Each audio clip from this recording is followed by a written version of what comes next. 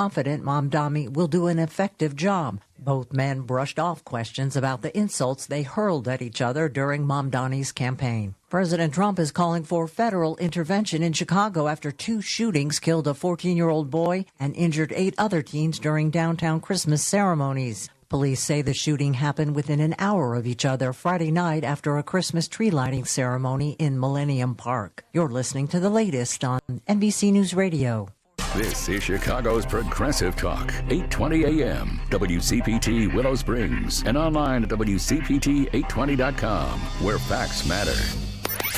Tired of all those talking heads down the dial who think they're always right? People need to just calm down. It's gotten ridiculous. Welcome to WCPT 820, where facts matter. Quite frankly, I get most of my news from you. This is WCPT 820, Chicago's Progressive Talk. Joan Esposito, live, local, and progressive. Very happy to welcome John Fugelsang back to our airwaves. Joan, I love CPT so much. I've had so many good times at your studio, and I just want to thank you for what you do. I think what you do is just so smart and so positive and strong and moral, and you model for these liberals how to do it with intelligence and guts. Always intelligence and guts. Joan Esposito, weekday afternoons 2 to 5 on WCPT 820. This is WCPT 820, where facts matter. I'd like to welcome you to WCPT AM's Out Chicago. Think of us as Sunday brunch with your gay best friends. Now please welcome your host, Scott Duff. And a happy Sunday fun day to everybody out there. Scott Duff here, along with Ellen Miller. Good morning, Good Scott. morning. Happy Thanksgiving week. Happy Thanksgiving week. It's Thanksgiving week. It's my Super Bowl. Yes, it is. I love it. I love it. I love it. I love it.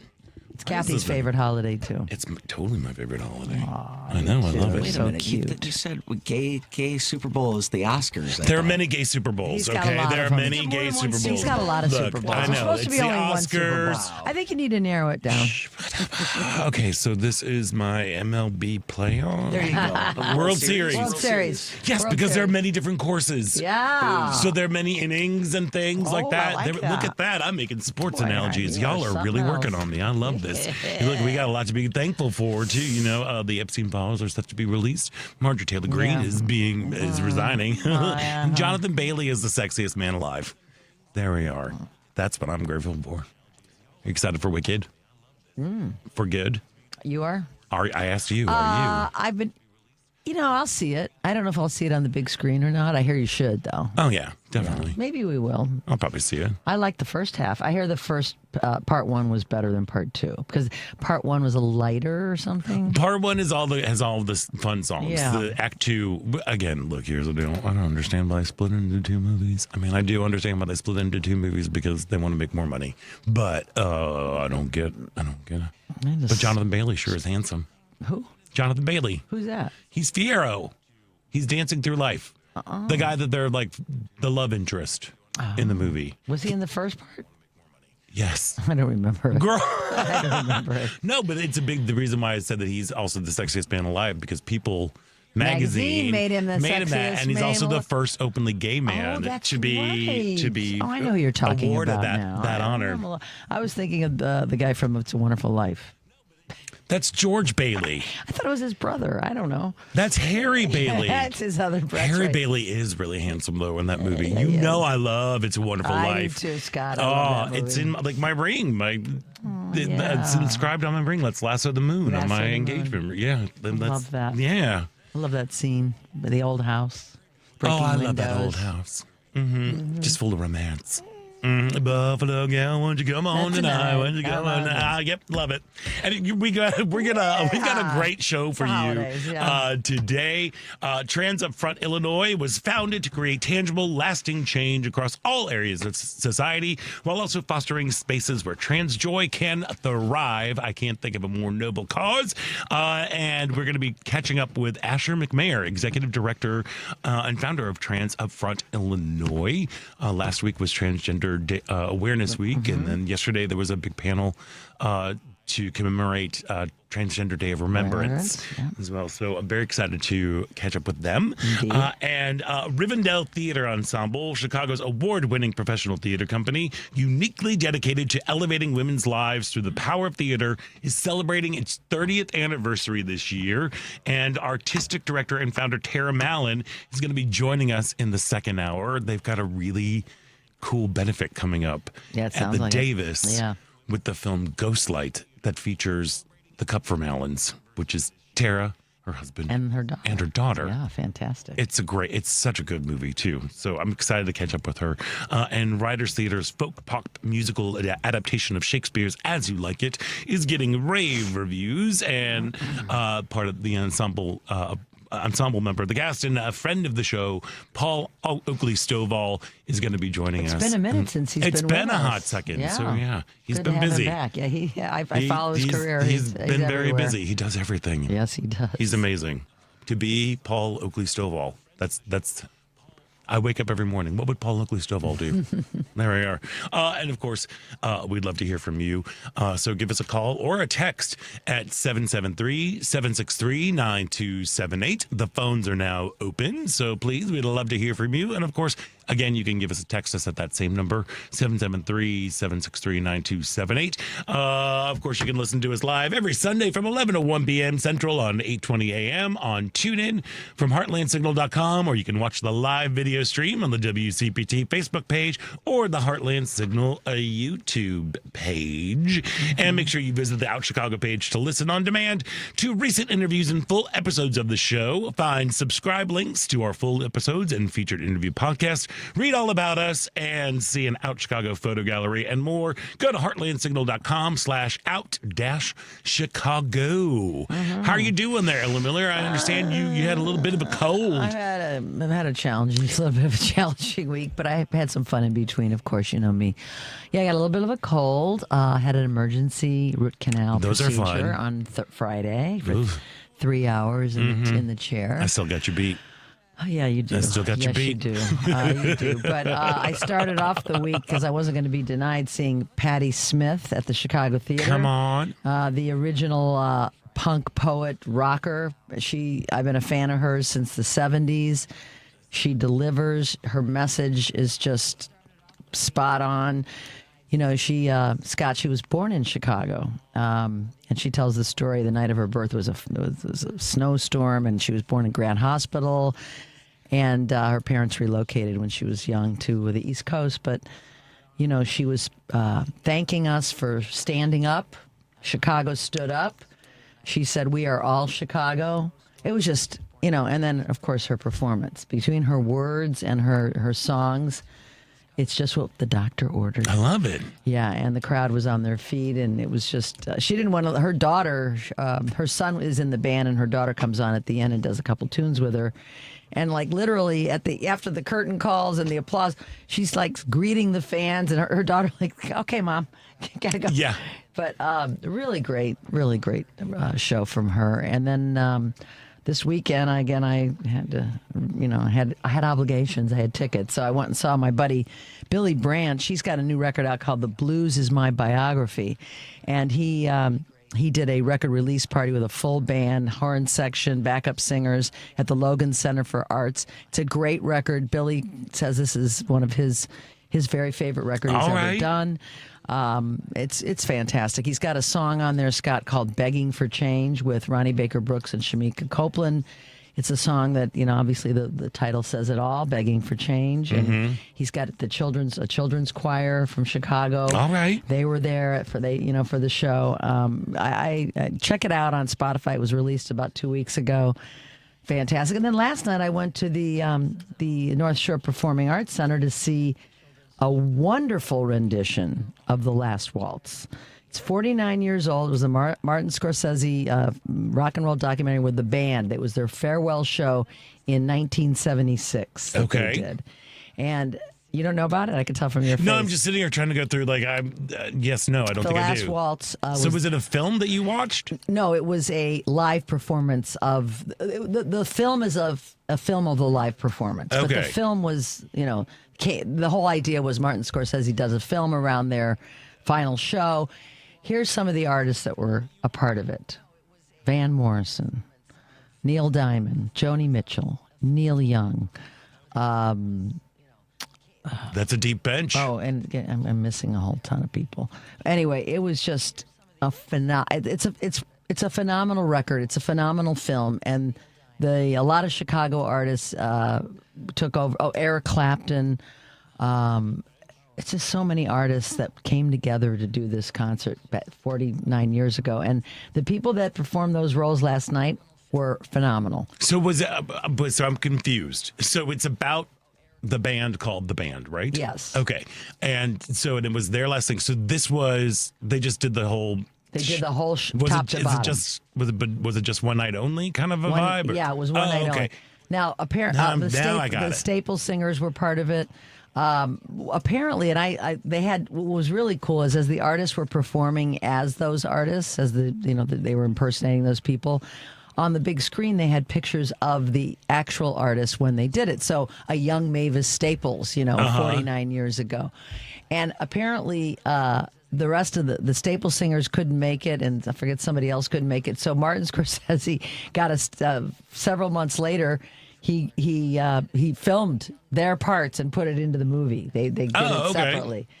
But there's people do this every year. The Last Waltz. I'm going Wednesday to Fitzgerald's, where my friend Kathy Richardson and a whole bunch of other Chicago musicians, they do their version of the Last Waltz. Okay, all right. So it's just such an iconic film because it's an iconic performance by iconic musicians that it gets done and it happened on Thanksgiving. I'm sorry, I buried the lead. There we go. Hence I'm like, why it happened. I'm so good. I'm sitting here like I'm confused. Yeah, it happened. It happened on Thanksgiving in 1907. So next year is the 50th anniversary. So.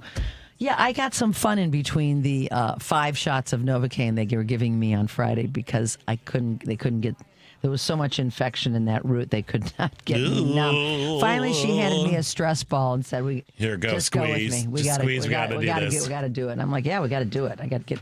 So anyway, there we go. Some fun and some not fun. And Kathy's been gone all week, and I've been by myself. It's been a little odd without having my furry companion. I know. Well, don't call Kathy that. No,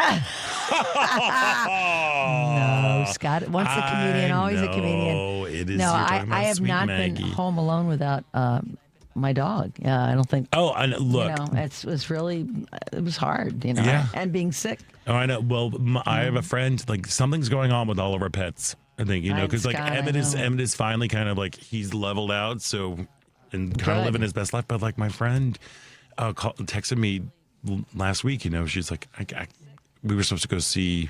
Like I said, we're supposed to go see Amadeus at Steppenwolf last week, but she's like, I have to put my dog down. And I was like, oh no, that's awful. So, but I've been like communicating with her, and she's like, it's weird. I keep thinking I hear her, and I understand. I get that. Mm-hmm. Yeah, it's hard. I literally, at one point, I got up. I was probably delirious from being sick, and I said, "Okay, Maggie, we're going to bed now." And I'm like, "Who am I?" Oh.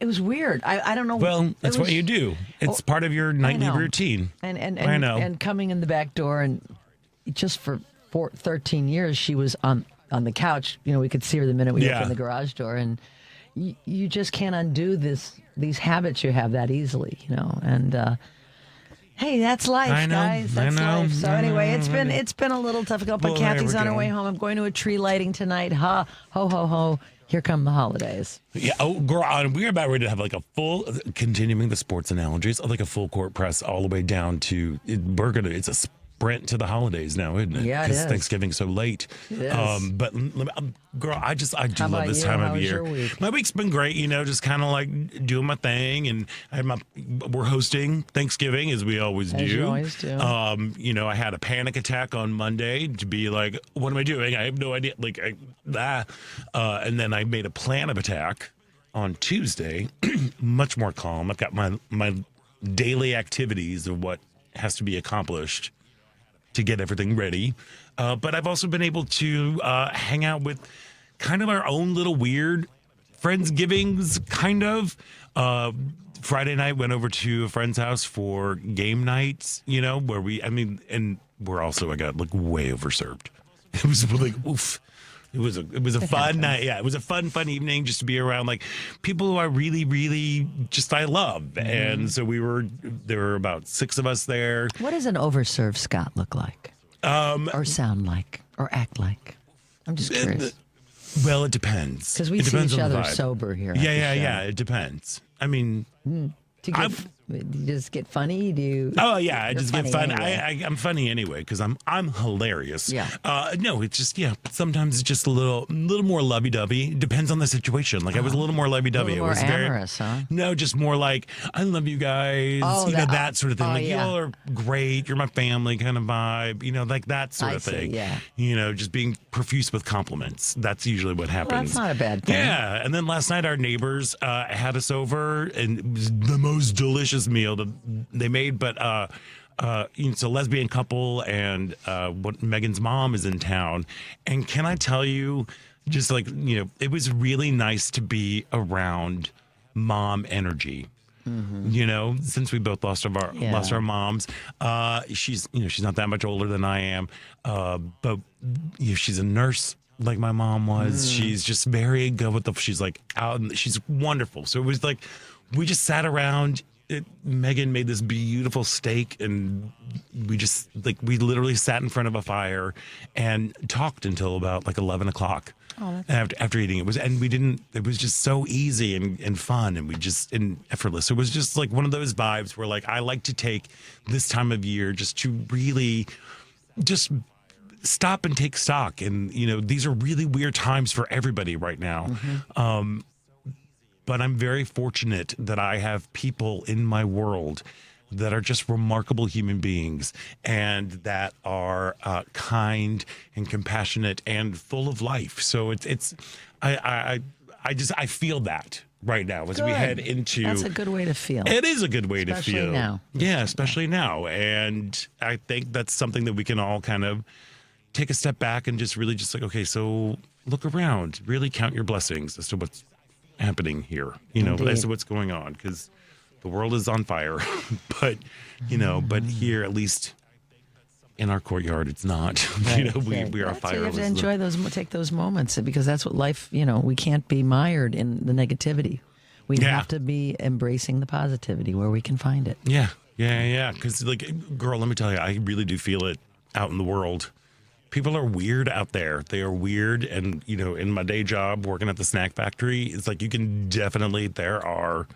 people are just anxious and cranky. And, and I think that's part of the stress of the holidays or whatever. I'm determined to have like a relatively stress-free holiday season. I'm with you 100%. And I'm like, all right, just kind of breathe. You're hosting, right? No, we're not this year. Oh, my brother and sister-in-law are. Oh, okay. It's going to be only like 5 or 6 people. Oh, wonderful. Yeah, it'll be nice. It'll be great. Yeah. I love that. Looking forward to it. I'm doing a truffle mac and cheese and a pecan pie. Those are our contributions. All right, come on now. Just all comfort, baby. There we go. Come on, carbs. Pie and macaroni. Pie and mac and cheese. That spells comfort. There we go. I love it. I love it. I love it. I'm trying to wonder, because I do want to have a little talk about grocery store etiquette. Yeah. Look, here's the thing. We know this is this is my World Series, not the Super Bowl, the World Series of holidays, and we understand that it's all based around food. Y'all, just breathe when you're out there and be kind and be patient. First of all, people in grocery stores usually wear name tags. So if you just walk up to somebody and go, parsnips,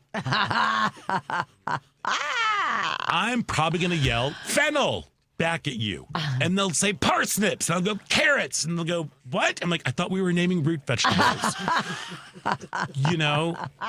Or don't be surprised if somebody says to me, go parsnips. And I go, no, Scott. They can't even but get the close. words out. Excuse me, but close. sir. Even if they don't want to call you by name. Yeah, just don't even call me. Yeah, I mean, I do have a weird thing about people calling me. It's strange that they know my name and I don't know your name.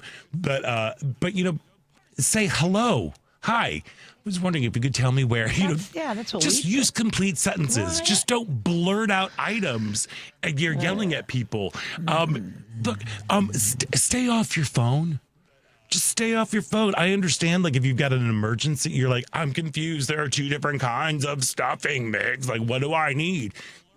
Make a quick little call. But, do stay off the phone. I was going to say, sometimes you have a list on your phone, but usually, like, I'll go no. But we have a list on our phone. I mean, like, talking on the phone. No, I'm like having a phone conversation, because there's so many people these days who just, like, plug in and they tune out the world. I'm like, look, this is a full contact sport this week. Grocery shopping is. Mm-hmm. So let's be in the game. Look at all these sports things. Let's be present.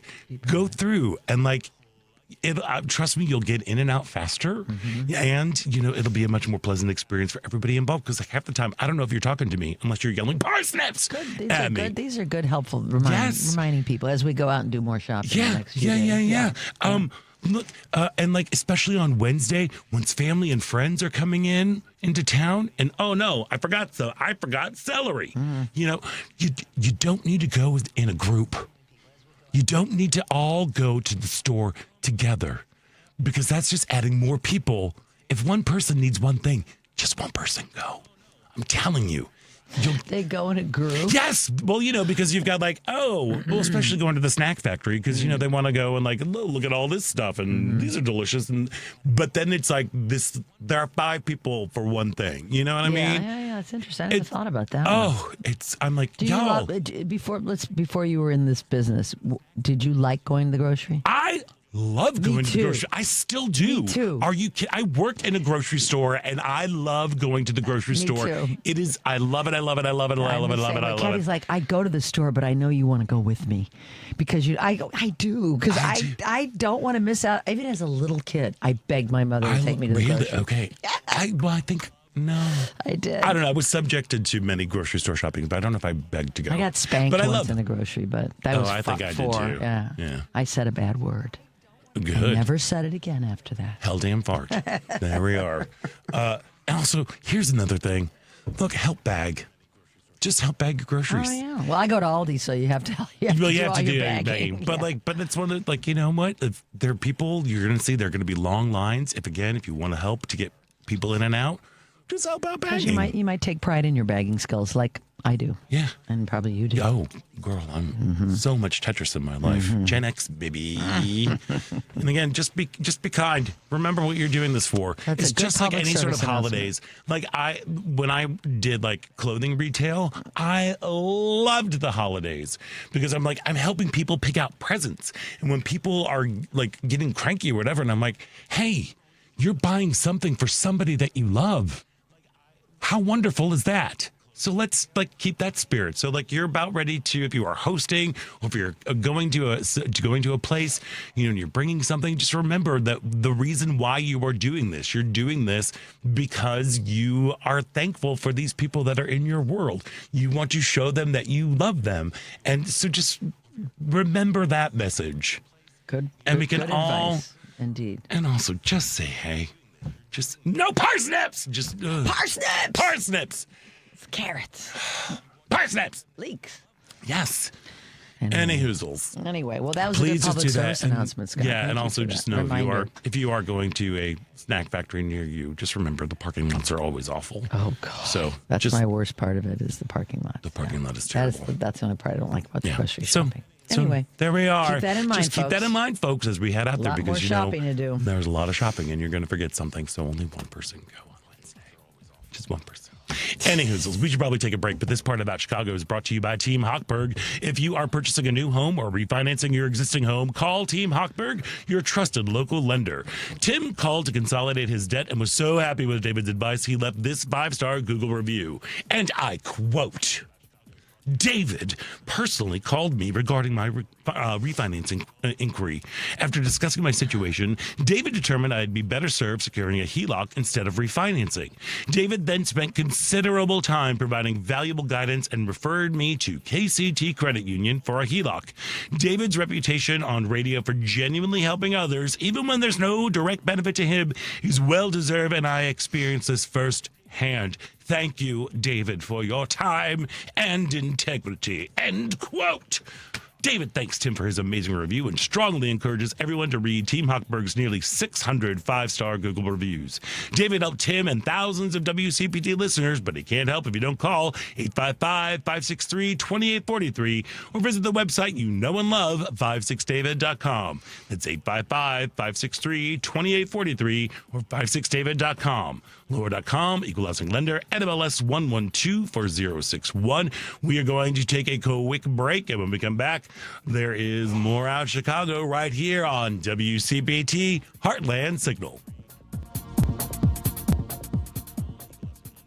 This is a WCPT Civil Rights Snapshot. Most people believe that the most historic thing the Pittsburgh Pirates did in 1971 was win the World Series. However, history was made by the Pirates back in September by starting an all-black lineup, the first in Major League Baseball history, 24 years after Jackie Robinson broke the color barrier. Despite being a historic event, it largely went unnoticed as the newspapers were on strike and the radio broadcast drew little attention to the event, not even mentioning it until the second inning, and the teams themselves not even knowing they had made history. The Pirates won that game 10-7. Rennie Stennett, Gene Clines, Roberto Clemente, Willie Stargell, Manny Sanguillen, Dave Cash, Al Oliver, Jackie Hernandez, and Doc Ellis pitching. All these men made history that day and helped lead the Pirates to win the 1971 World Series. And outfielder Roberto Clemente became the first Latin American player to win the World Series MVP award. Please stay vigilant about our civil rights. The fight is never over. If you're drowning in debt, you need to call Team Hochberg, your trusted local lender, about a fresh start debt consolidation refinance. Today, meet Jordan, 47, project manager, married to Jackie, 43, executive assistant, combined income $260 G's a year, living in a $600,000 home with their 3 kids, called to pay off $120,000 worth of credit card debt, high interest rate consumer loans, and 2 401k loans. Team Hochberg loan officer Cindy Piazza helped Jordan and Jackie pay off their debt, eliminated their stress with the Team Hochberg Fresh Start Debt Consolidation Refinance, which saved them over $12,000 a year. Team Hochberg's helped thousands of radio listeners, but we can't help if you don't call 855-563-2843 or visit 56david.com. That number again is 855-563-2843 or visit that website you know and love, 56david.com. Lower.com, Equal Housing Lender, MLS 1124061. With a Porsche, you'll never get tired of that sound or that feeling. Find yours at the Porsche Exchange in Highland Park. Browse and test drive our extensive selection, like the 2025 Porsche Macan. Right now, lease the 2025 Macan for only $949 a month for 39 months. Discover performance like no other at the Porsche Exchange in Highland Park or PorscheExchange.com. $7,469 due with sale. Excludes tax, title, license, and doctor. No security deposit required. Expires 12/1/25. You're listening to WCPT 820 because facts matter. Hey, this is Kathy Richardson, America's sweetheart from Jefferson Starship, and you're listening to Out Chicago. Welcome back to Out Chicago. Scott Duff here and Ella Miller rolling along. It's beautiful out there today. Oh, yeah, it is. It was, on top of all the other things I kind of had to deal with this week, what a gloomy bunch of days. Oh, girl, I know. I'm like, it's too early for this. It's too early for the no sun thing. If you're depressed and sick and then you got that weather, it's a triple play that is not fun. Right. But the sun's out today. The sun's out today. It's stunning. Yeah. It's beautiful. Yeah. We're celebrating a really horrible, absolutely horrible week that Dear Leader Ding Dong had. For that, I'm truly grateful. Yeah. Girl, he went through it. Yeah, he did, but he's Teflon man too, we know. Oh, yeah. Yeah. I mean, so Epstein files are set to be released. The whole legislative break. Oh, yeah, go ahead. Yeah. I have zero faith. Oh, none whatsoever. Zero. There's no way he would have agreed to this if he didn't have his people just completely washing it, completely redacting it. Well, they're going to say there's going to be the investigation. They're going to be on these the investigations, so we can't I open have no it. faith. I really, this is, it looks like it's a win. My heart tells me it's not a win because we're not going to learn much about him. No, I don't know. But I don't think. But I don't know. But one thing that was really, really interesting was the vote. There was one goofball. One goofball. Thank you, Clay Higgins. Ugh.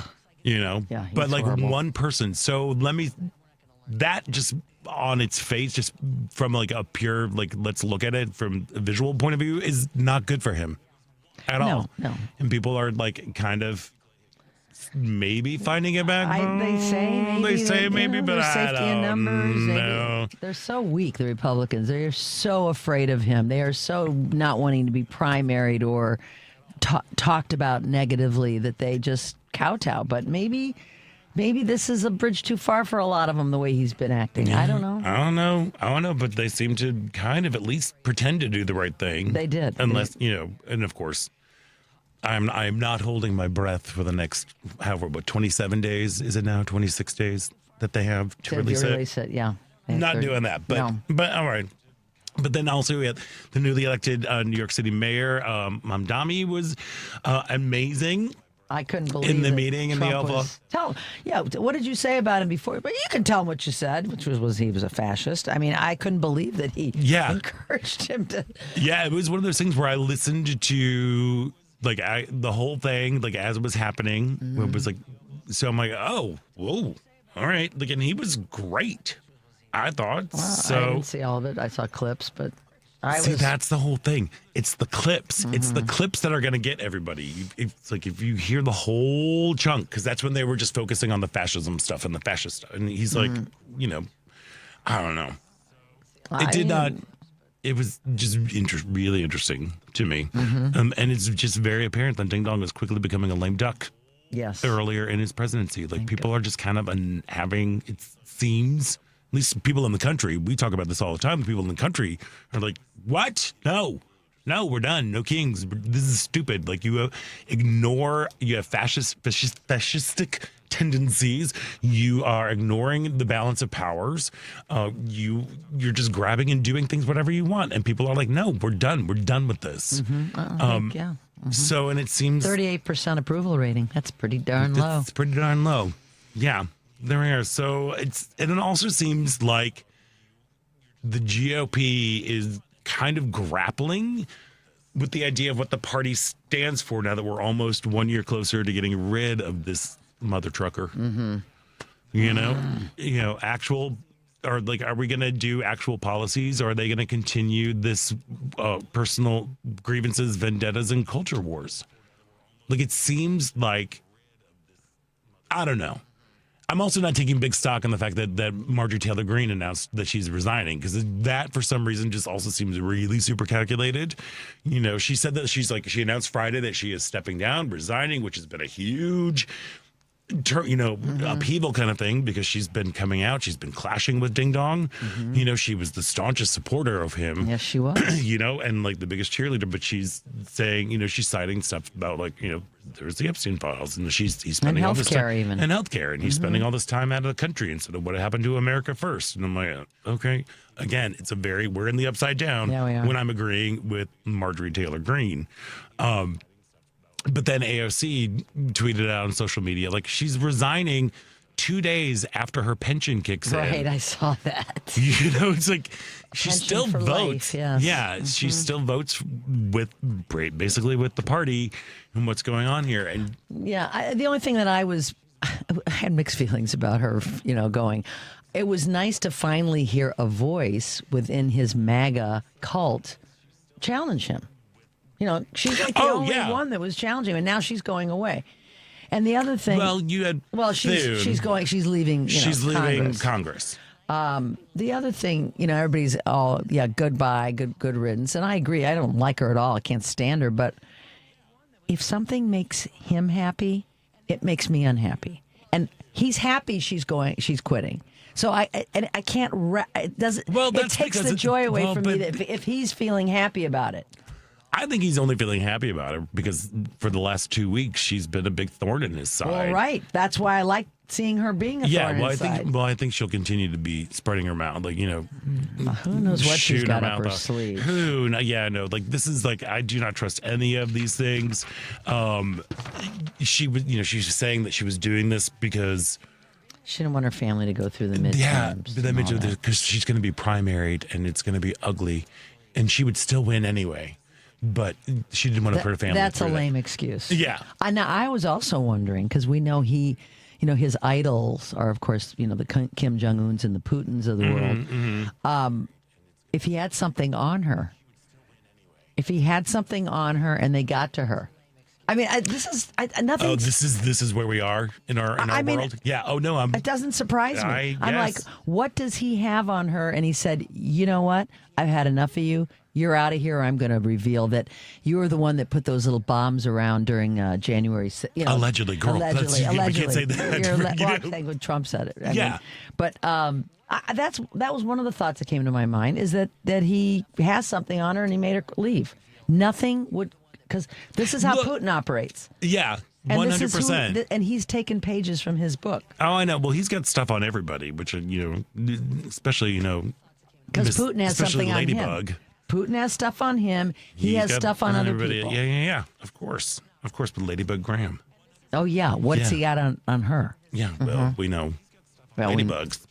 There you go. But here's the thing that really just gets my goat. This is why I don't trust any of them.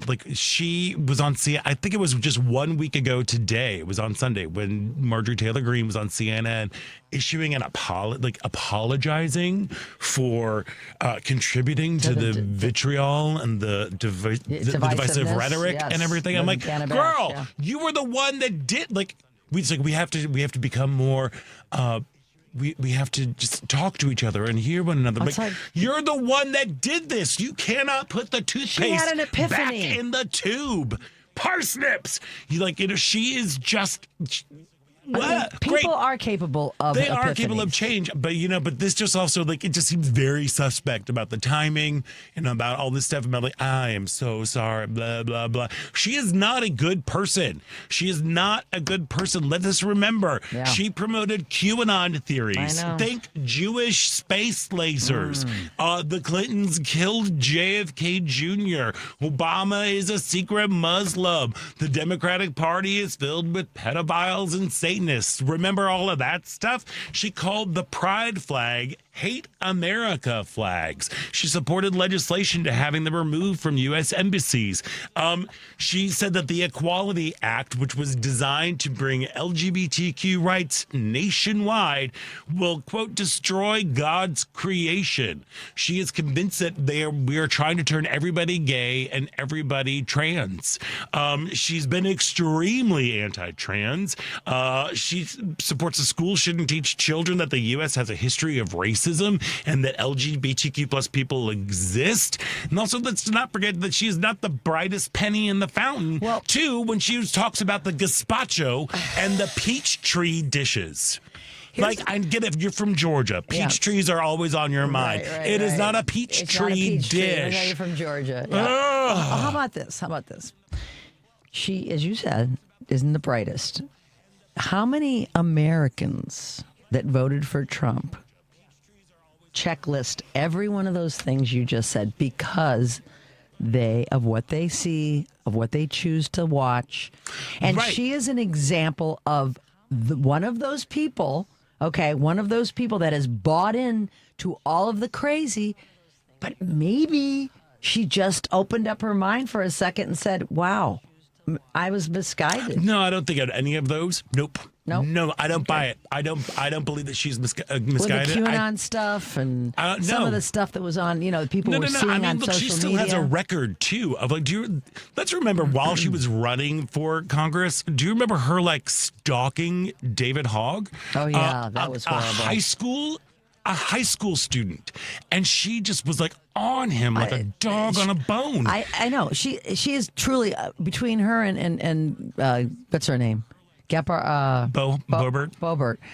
The two of them, I just despise them. But I do have to give somebody credit when they say, "Hey, the divisiveness was wrong. I was wrong." I mean, aren't we a people that is forgiving to some extent, or wants to give somebody the benefit of the doubt? I'm just taking the other side of it here a little bit. I mean, is it possible that she has changed in some way? Okay, then this is what watch what they do, not what they say. Wait, more to follow. And that's the big thing. There are all these, rumors flying around. Steve Bannon is like grooming her to try to go on for a larger office or something like that. She becomes to take away her crazy, to make her seem more centrist. But she's not. I do not believe this. The way that she screamed like a howler monkey throughout all the Biden's States of the Union addresses. There is something this is an act. Again, watch what she does, not what she says, because you can say one thing and do the complete opposite. Look at Ding Dong. Ding Dong says, all the we're not going to do this, and then goes off and he does whatever it is, and we're not going to have military, and the military is ever, they will say they're talking out both sides of their face. I'm not defending Marjorie Taylor Greene, I know. But I did like that she was poking the bear, and now there's nobody, everybody that seems to poke the bear leaves. They're gone. They don't want to run again. They're done. Yeah, so I like seeing people in his party that no matter how she got there, she was, speaking, in a more relatively sane way about things like the health care and about because we are in the upside down where we are agreeing with her. It's just an ongoing saga. We're just going to have bad built bleach pond, butch body. That was great. Jasmine Crockett. That's what she is. There we go. Little hand fart to throw in there. I don't know. Again, this is what we have to wait. And again, we don't know. We don't know what's going to happen. We don't know what's going to happen. We got to watch again. What are her actions? Well, is she saying? You could look and say, well, he's got a 38% approval, and there are people in my red district who are starting to ask me questions about, isn't this crazy what he's doing? So she maybe jumped on the more populist opinion of him and decided to take that because it would get her farther, not because because she's that kind of an opportunist. Again, I don't know. Who knows? We're gonna spin the wheel and see where it lands. That's true. But we should probably spin off into a break. But please stick around because when we get back, we have the executive director of Trans Upfront Illinois, Asher McMaher, just waiting to chat. So please stick around. You'll listen to Out Chicago right here on WCPT Heartland Signal.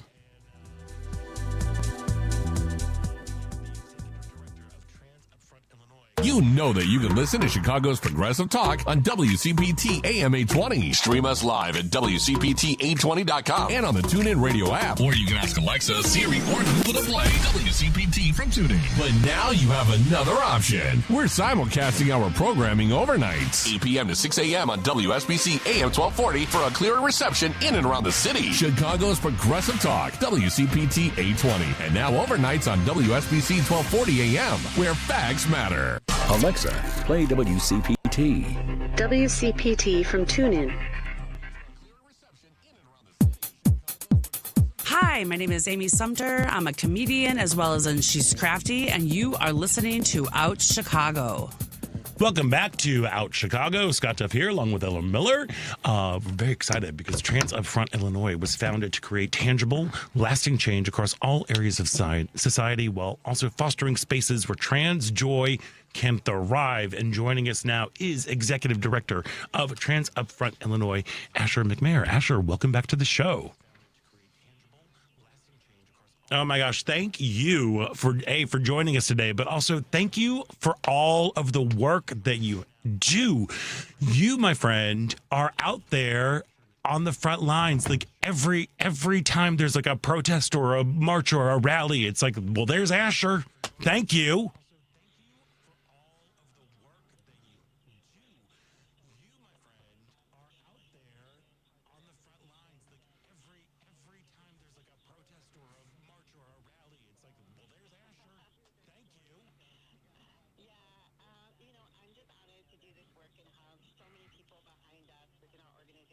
Yes, 100%. And you are a beacon of light in light of this administration. Can you remind folks a little bit about the history and the mission of Trans Upfront Illinois?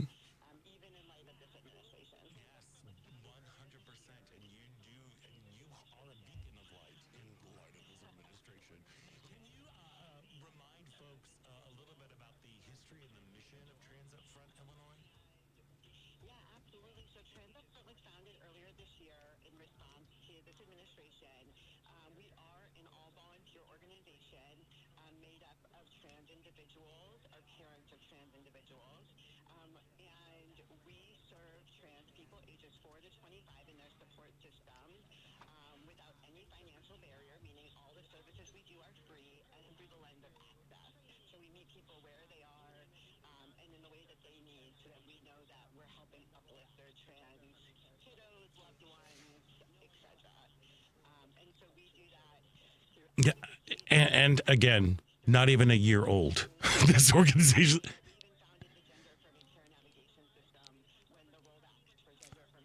What? When is the birthday party? Great. Yes.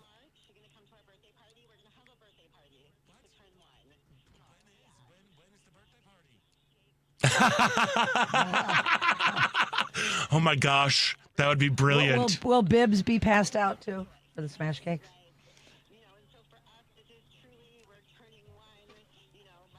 Right. I hear you.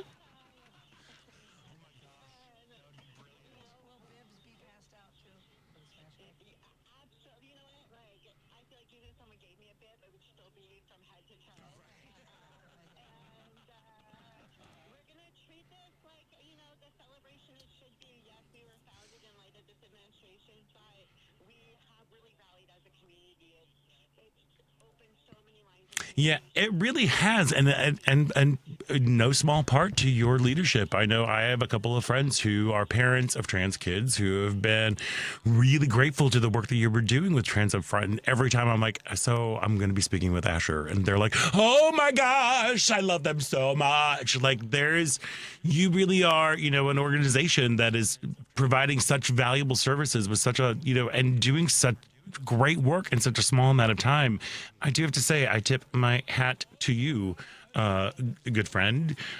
Yesterday, you were part of a panel honoring Transgender Day of Remembrance.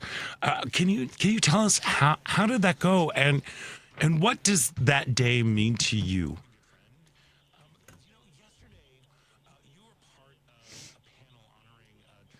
Mm-hmm.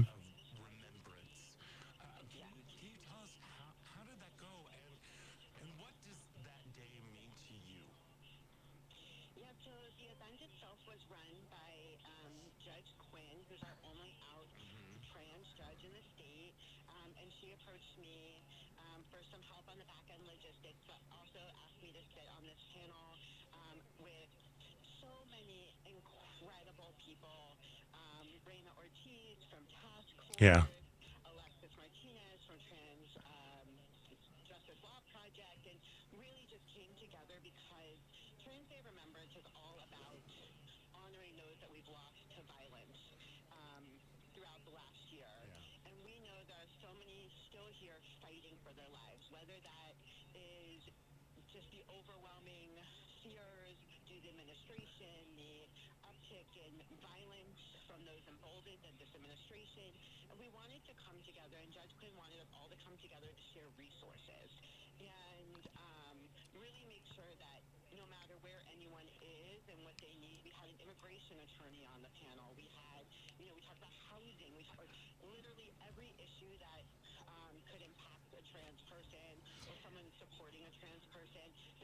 Mm-hmm. Asher, how can everyday people, not just policymakers, support trans youth and disabled trans adults right now? What can they do?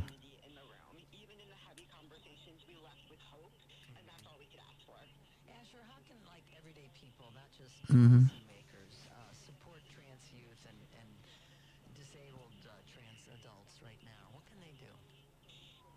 I think step one is just being an active listener and remembering that no two experiences are the same, and showing up. We always say that being an ally is an action word, so what have you done lately?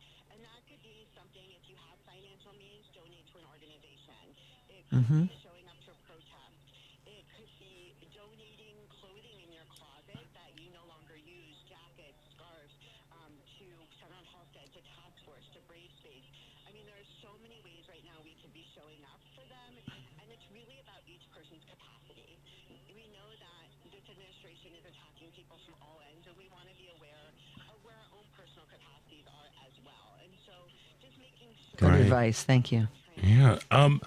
So again, Transit Front Illinois is still in its first year, conquering the world, which is great. I know you provide an awful lot of services, but there's one that really jumped out to me was the parent and caregiver support groups. Can you talk a little bit about that?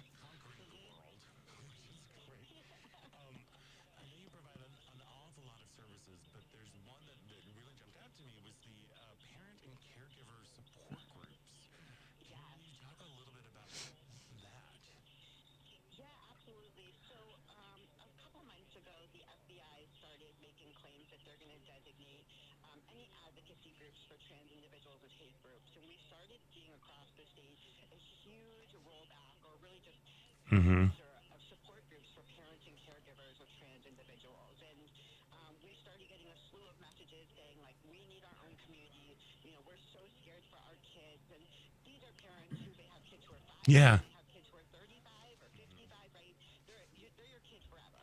And we know that they're so scared for their young ones or their loved ones. But they need space to be able to process it and not on their children.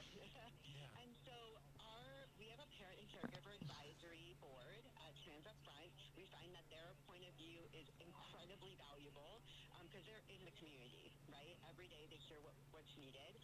And so we created a subcommittee, and they came up with what's called Tough Chat, which stands for Caregivers Helping Affirm Transitions. And so it is a monthly virtual statewide support group.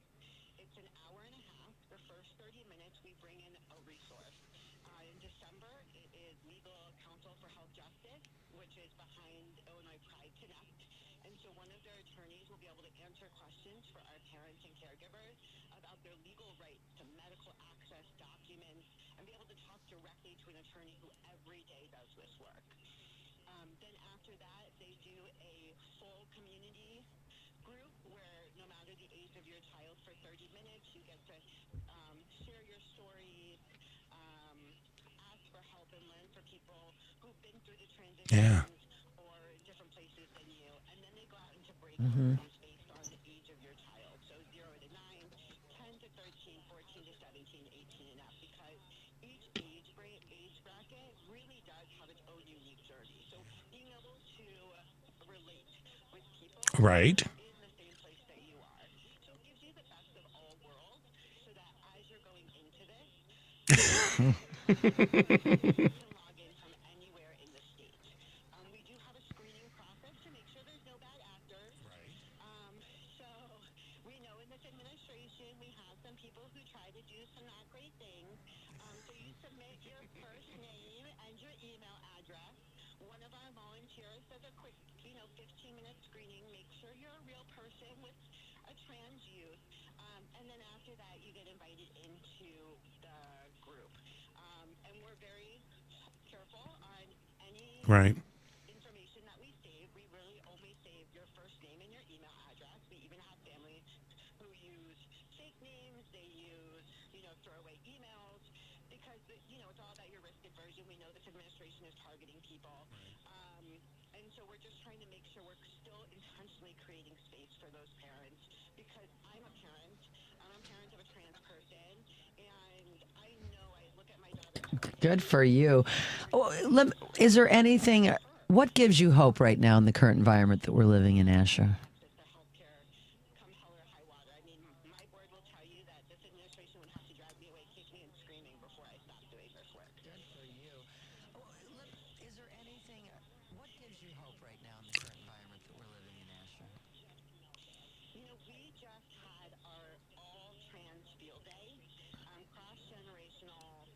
Yeah. Trans elders, and I watched them run around the field and play kickball, and my heart just melted, because we get so fixated on what this administration is trying to do, but they can't take our joy. They can't take our community. They can't take our futures. Trans people have always been here, and they'll always be here. And my goal is to make sure that every trans young person grows up to be the incredible trans adult they're supposed to be. And so as I'm going through this journey with these families, with my board members, with community members, with partnered organizations, it really gives me hope.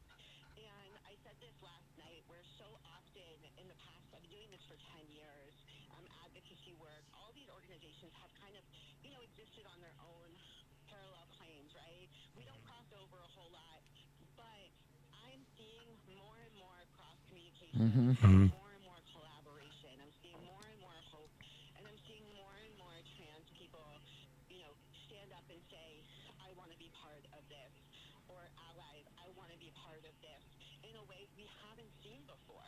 And so I feel so much hope for our future, that we will endure the way that we endured in the 60s and the 70s. Amen to that, Ashley. I know, and I love the fact that the part of your mission is to really create communities by focusing on joy and creating that joy to help foster connections and to foster a community, because we are stronger together. Again, my hat is off to you. I've doffed so many hats today, and if you want to discover more about Trans Up Front Illinois, maybe make a donation, see how you can volunteer, or give of your time and of yourself, head to transupfrontil.com. Asher McMaher, thank you so much for joining us today. Again, thank you for all of the work that you do, and have for you, we are truly grateful during this holiday season. A time to remember that. So have a wonderful holiday with you and your family. Oh, No, you know you it. definitely you will. know it. Thanks, you know. Asher. Hey, we have got to take a quick break, and when we come back, it is the second hour about Chicago right here on WCPT Heartland Signal. It's the Democracy, Stupid, with Edwin Eisendrath. Trump's undertrained and overarmed thugs continue to terrorize neighborhoods and threaten reporters. I stood with terrified parents outside a school. ICE had just done a drive-by, and that's all. They didn't make an arrest. They didn't even try. It was a show of force intended to frighten people. Chicagoans are documenting all of this. Chicagoans are standing up for America. Edwin Eisendrath, Saturdays at 1 p.m. on WCPT 820. Would it be crazy if you packed your bags and left for a week, a month, a year? What if you left for 2 years? What if you were going far away to help in a village on the edge of the Gobi Desert, to teach children and learn a thing or two about yourself? Would that be crazy? Peace Corps. Life is calling. How far will you go? Driving it home with comedian and activist Patty Vasquez. Patty Vasquez, weeknights 5 to 7 on WCPT 820, where facts matter. NBC News Radio, I'm Lisa Carton. Secretary of State Marco Rubio is in Switzerland for today's meetings with Ukrainian and European officials on the U.S. peace plan. European leaders have expressed concerns about concessions made to Moscow under the Trump administration's 28-point proposal. Details from Jim Forbes. The plan calls for Ukraine to give up some of its territory and to reject NATO membership. Both Democratic and Republican members of the Senate Foreign Relations Committee said Saturday that they, quote, had significant concerns about the plan. In a statement, the committee members said, quote, we will not achieve lasting peace in Ukraine by giving Russia concession after concession. They added, history teaches us that Putin only understands strength and will not abide by any agreement unless it is backed by force. President Trump has given Ukraine until Thursday to agree to the plan. However, Trump told reporters Saturday the deal was not his final offer. New York City Mayor-elect Zoran Mamdani is standing by his claim that President Trump is a fascist following their meeting at the White House on Friday. Mamdani made the comment during an interview with NBC's Meet the Press. Everything that I've said in the past, I continue to believe, and is that we don't shy away from where we have disagreements, but we understand what it is that brings us to that table. The Oval Office face-to-face between the two was their first since the Democratic Socialist got elected mayor in a campaign. Speaking to reporters from the Oval Office, Trump said he feels very confident Mamdani will do an effective job. Both men brushed off questions about the insults they hurled at each other during Mamdani's campaign. President Trump is calling for federal intervention in Chicago after 2 shootings killed a 14-year-old boy and injured 8 other teens during downtown Christmas ceremonies. Police say the shooting happened within an hour of each other Friday night after a Christmas tree lighting ceremony in Millennium Park. You're listening to the latest on NBC News Radio. This is Chicago's Progressive Talk, 820 AM, WCPT Willow Springs, and online at WCPT820.com, where facts matter. You've been working hard all day and didn't have time to catch up on the news during work. And that phone just wouldn't stop. We've got you covered. Joan Esposito. Live, local, and progressive. We will fight as many places and as many times as it takes to get this power back. Joan Esposito. Afternoons from 2 to 5 p.m. WCPT 820. It's the democracy, stupid, with Edwin Eisendrath. Americans in the founding generation didn't fail to build a palace. They chose not to build a palace. George Washington designed the Oval Office, well, its predecessor, so that hierarchies of rank weren't built into gatherings in the space. Trump's golden ballroom is the architectural repudiation of those egalitarian ideals. Saturdays at 1 p.m. on WCPT 820. Chicago's Progressive Talk, WCPT 820, where facts matter. I'd like to welcome you to WCPT AM's Out Chicago. Think of us as Sunday brunch with your gay best friends. Now please welcome your host, Scott Duff. Welcome back to the second hour of Out Chicago. Scott Duff here, along with Ellen Miller. Yes, indeed. Rolling along, enjoying the sunshine, getting ready for turkeys. It's upon us. It's upon us. And as you said, it's late this year, so we're going to go right into... People already got all their holiday decorations up. And Do you? No, we don't have anything. Me too, neither. Okay, so we just bought. I bought a new tree. This year. What color? White. Okay. Nice. Yeah. To replace our other white. We keep a gay tree. We like to keep a gay tree. And we keep our gay tree up, as you know, until March. Yes. Because you got to do with the Valentine tree. Well, no. We don't change anything. We just keep the lights on. It's I know like people that just change it for the holidays. I know, but that's just a little too. That's even a little too for me. I agree. Even for me. Yeah, even for you. But I'm like, we like to keep it up because the glow of the lights in the dark times is great. There's always a sign of hope, which we love. And there's many hopeful things that are coming on this second hour. I love it, but I also like when our house is back to, normal. There's, just because we do a tabletop tree in our living room on the coffee table. Mm-hmm. And so we work around it for a month or so when we have people over and stuff. But then it's kind of like, okay. Well, we've got this gigantic tree now. Yeah, we don't put a full tree up anymore. It is heavy as all get out, and it's still in the box. And Jerry's like, we should put it up. I'm like, if we do that, we don't have room for anybody at Thanksgiving. So we got to figure out where to move that. Yeah. But that's for another time. Yes, that's for another time. But we got plenty of time. We got a full hour of an amazing guest coming up a little bit later on this hour. We're going to be speaking with one of the most talented people on the planet, actor and our good buddy, Paul Oakley Stovall. He is a part of the incredibly talented company as a part of Writers Theater's adaptation of As You Like It. We're going to be speaking with him a little bit later on, but to kick things off this hour, Rivendell Theatre Ensemble is Chicago's award-winning professional theater company, uniquely dedicated to elevating women's lives through the power of theater, and they are celebrating, I cannot believe this, their 30th anniversary this year, and joining us now is our friend of the show, artistic director and founder, Tara Mallen. Tara, welcome back to the show. Hello. Hello. Nice to see you. Nice to have you on with us again, Tara. Oh, please come on over. It's replacing the old white tree, which is basically, girl, it is nothing but like it's going to take an eye out. I swear, it's everything. Yeah. That's why we had to do this. But, hey, congratulations! 30 years? What the what? Can you... Yeah. No, you're not stupid. No. It is definitely a labor of love, let me tell you. So take us back 30 years ago. What was the impetus for you to be like, you know what? Chicago needs this.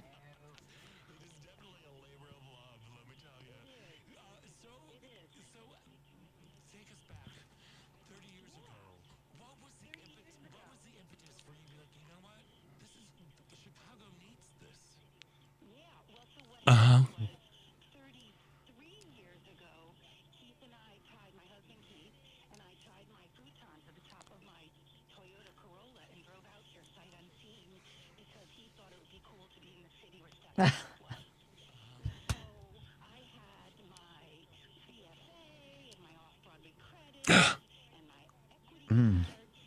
Yeah.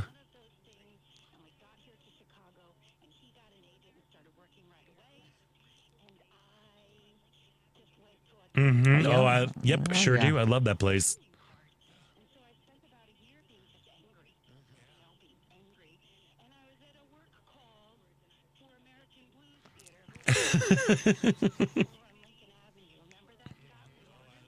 Mm-hmm. Mm-hmm.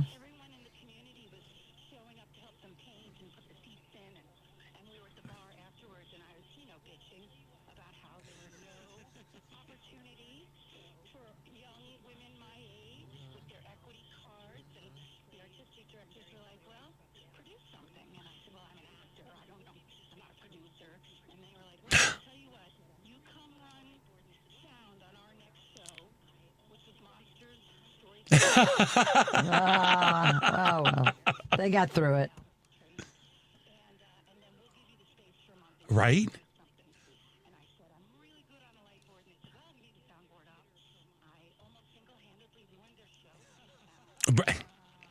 People that Chicago. believe in you, Tara. They Yeah. believe. They saw what was there. They knew.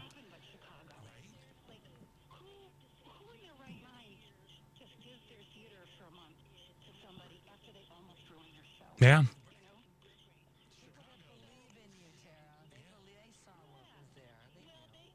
Mm-hmm.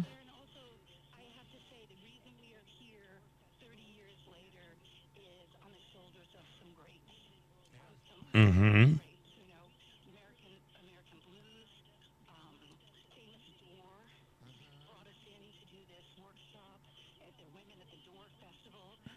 Mm. Yep.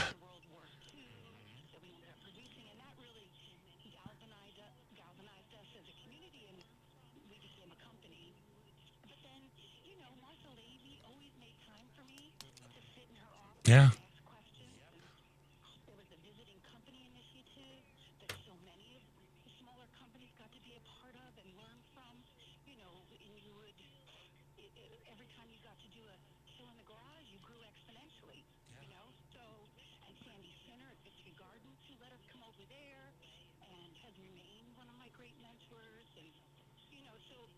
Mm-hmm.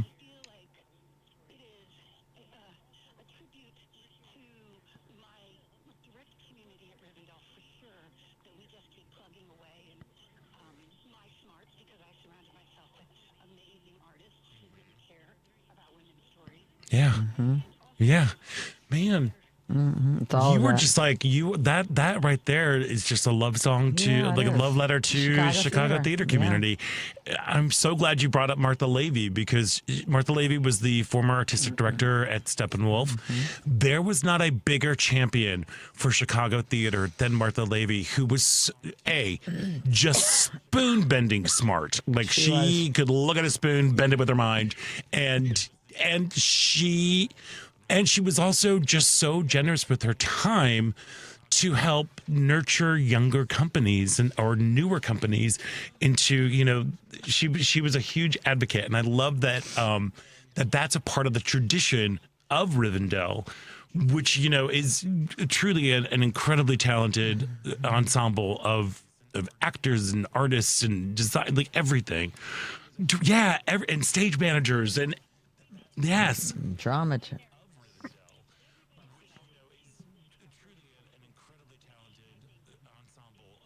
Yes. Yeah. So how, over the last 3 decades, how has the culture changed in terms of supporting the mission of Rivendell, which is to uplift women's stories?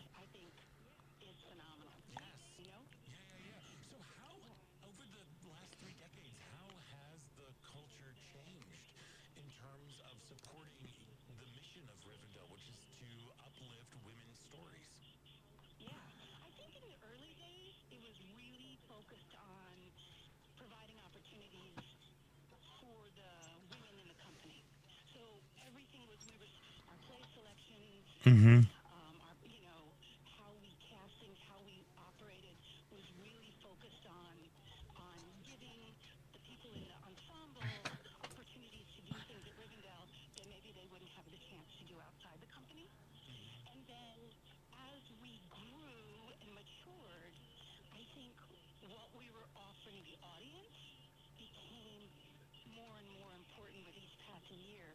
So now I feel like our mission is twofold. One is to provide audiences with new plays. We do all new work.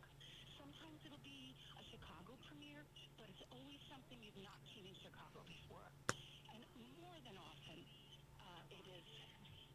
it's a world premiere. It's something we've either devised and brought from the ground up, or working in collaboration with the playwright to share with audiences for the first time. And all of those productions, I hope.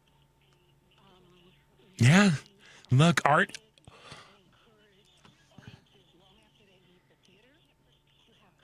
Yeah, yeah, yeah. I mean, art creates empathy, and empathy creates change. And that's exactly at the heart of everything that Rivendell does, which I just, yeah.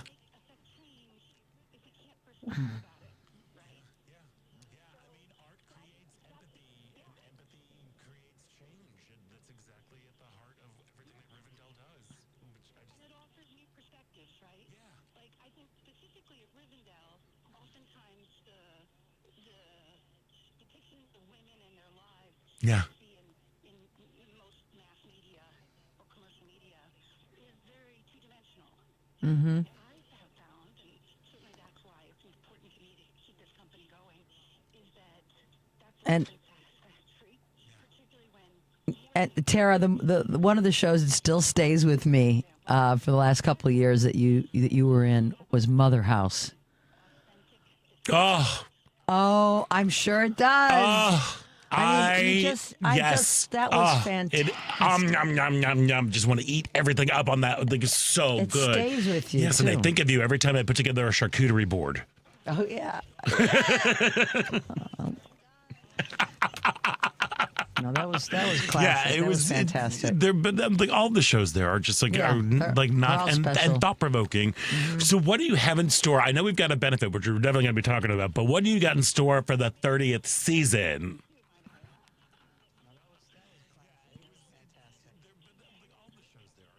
Yeah.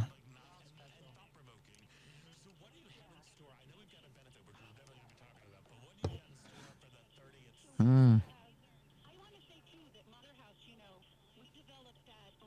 Mm-hmm.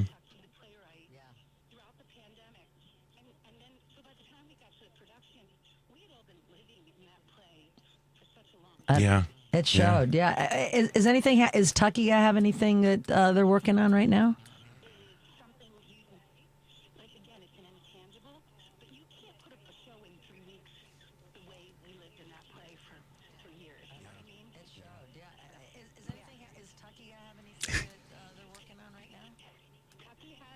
I can't wait for it because I love her writing. So that's something really, yeah, good to hear.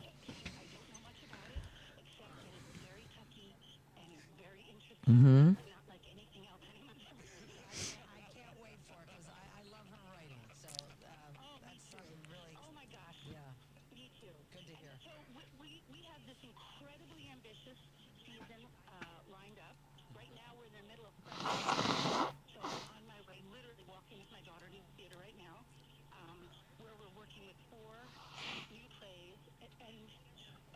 Right. Well, good for you for doing that.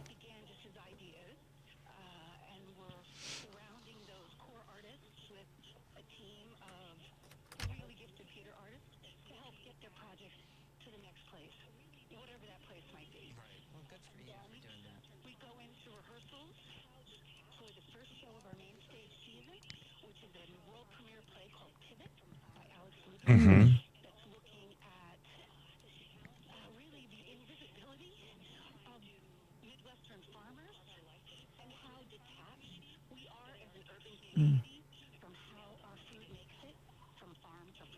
Right.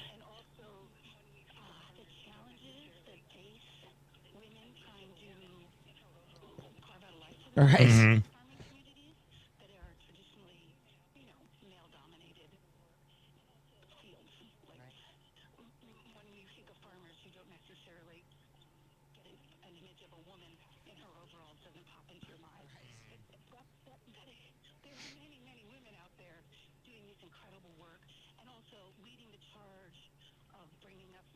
more organic farming and urban farms and making progress in food deserts. So the play is really kind of looking at that through the lens of a very specific family. So super excited about that. That goes up in mid-February. Then in early May, we open our second world premiere of the season, which is a new play by Melissa Ross called Do Something Pretty. That I like to say it's kind of like the girl version of This Is Our Youth. It's really looking at a coming of age of these two sisters, one going into high school, one graduating high school and sort of moving into the adult world, and she's really on the precipice being a child. Yeah. You know, in that kind of murky area. Perfect. Navigating that and Nice. consent, this idea of consent post Me Too and how it's changed and how it hasn't. Super excited about that. That's going to be my daughter, Catherine Mallen Culturer. Is going to be playing one of the lead roles, and so this is her first time navigating a lead role at Rivendell. So we're super excited to support her with that.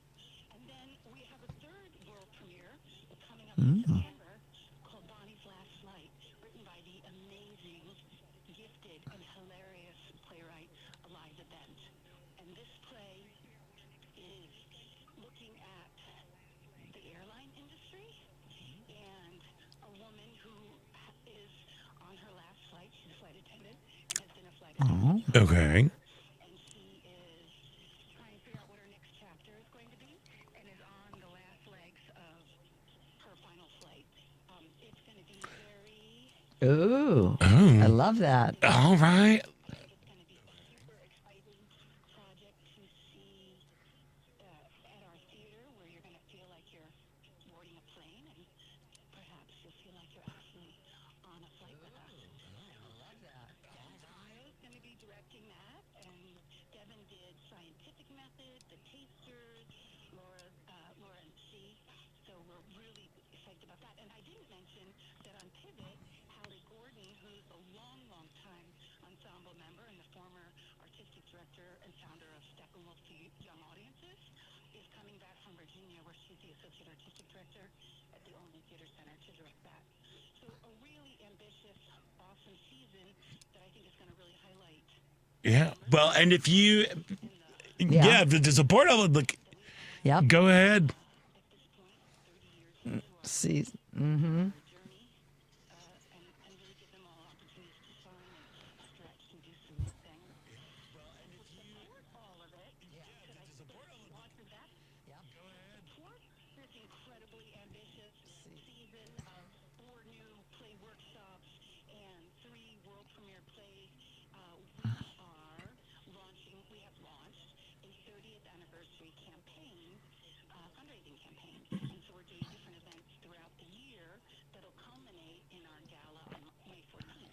But coming up in 2 weeks is a screening of a film that I had the incredible good fortune to work on with my husband Keith and my daughter Catherine, and written by Kelly O'Sullivan and written and directed by Kelly and her partner Alex Thompson. And this is a movie called Ghostlight. It came out early in 2024 at Sundance, received incredible accolades, critical response, and has a 99 from Rotten Tomatoes. And then we spent literally last year traveling around to film festivals and award ceremonies with that film. So it's a one-night only screening of Ghostlight to benefit Rivendell Theatre Ensemble on Tuesday, December 9th at the Davis Theatre in Lincoln Square. And I'm really psyched about that. Tickets for general admission are $50. Proceeds directly benefit Rivendell. And there's some tiers too. If you want to pay $250, you get to come and to a VIP cocktail party with all of the artists before the screening. Oh, okay. Yeah.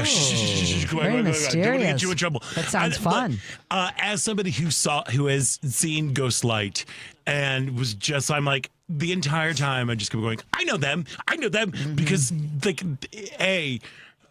for your family, you are basically like the Barrymores of Chicago theater. Like you are theater royalty. I'm telling you. I love your husband's work. Your too. husband, Keith Great. Kupfer, your daughter, Catherine Mallen Kupfer, and you, Tara Mallen, are so good in this movie. Like, it's like you're a real family. How did that happen? You pretended real good. No, but this movie is just, if you were looking for something around this holiday season that just kind of wants to give you, like, reaffirming, like, make you give all the fuzzy feels and all the things about how positivity and, like, change is possible, go see this movie, Ghostlight. It is just a beautiful film. And Tara, your work in this is, like, everybody's great. But you really, like, were just, mwah, chef's kiss for me. So,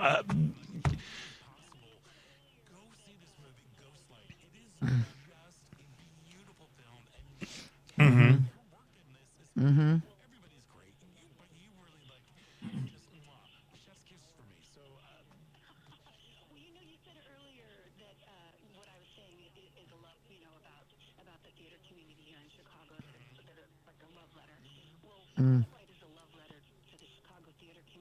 Yeah. Yes, so true. Yeah. Oh my Wonderful. gosh. Listen, Tara Mallen, I could talk to you for about 87 more hours. But unfortunately, our time is up. And I want to, everybody out there, look, Rivendell Theatre Ensemble, they've been around for 30 years, or celebrating their 30 years, and with an incredible season, 3 world premieres, as you heard. And don't miss the benefit screening of Ghostlight, which Run, Don't Walk. Go check this film out. It's going to be at the Davis Theater on December 9th. For more information on all of the offerings that are going on and how you might be able to help support some live theater here in Chicago, go to rivendelltheater.org, and that's theater with an R-E because they're fancy that way. Tara Mallen, I love you more than my luggage. Thank you so much for joining us today, and congratulations on 30 years. And happy Thanksgiving. Big love to the entire, to all the Barrymores. I'm sending out love. All right. Of course, our pleasure. Hey, we've got to take a quick break, and when we come back, we're going to be speaking with another good buddy, Oakley, Stovall, who is a part of the incredible cast of Shakespeare's As You Like It, now playing at Writers Theater. So stick around. You're listening to Out Chicago right here on WCPT Heartland Signal.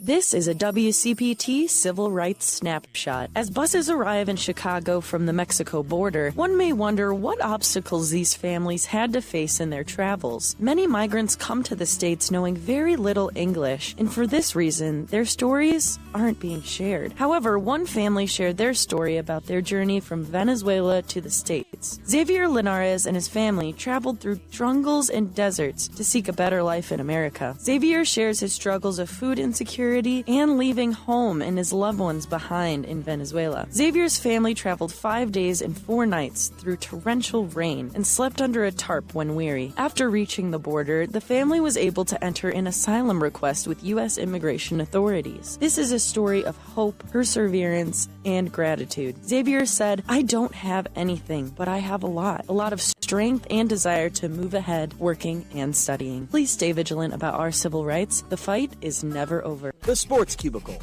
We have a 2-time national champion, head coach of the North Central Football Cardinals. It's Brad Spencer joining the Sports Cubicle today. How much do you have to live in the world of the transfer portal?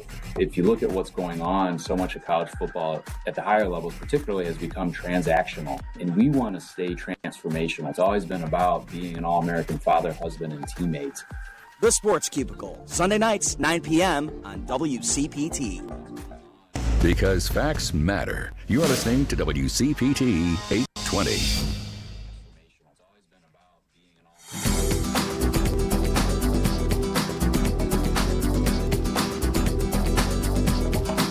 I'm Israel Wright with National Gay and Lesbian Sports Hall of Fame. Welcome back to Out Chicago on WCPT. And welcome back to Out Chicago. Scott Duff here, along with Ellen Miller, as we roll along on this beautiful day, being inspired by art and creativity. So lucky. So lucky. And Writers Theater continues its 2025-26 season with a folk pop musical adaptation of William Shakespeare's As You Like It. The show is getting rave reviews, and joining us now is one of the talented members of the show and our good buddy, Paul Oakley Stovall. Paul, welcome back to the show.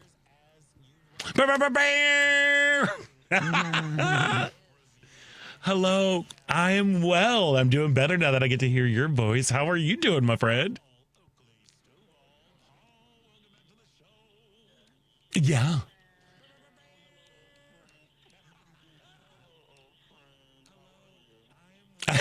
Right.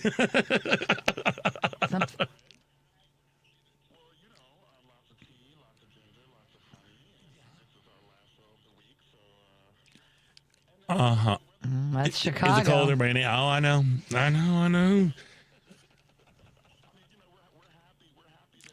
Yeah, come on, Paul. You know how it goes around here. So, first off, congratulations. Folks are just goofing all over As You Like It. Can you tell our listeners a little bit more about this adaptation? Because it's not your traditional Shakespeare. Or is it?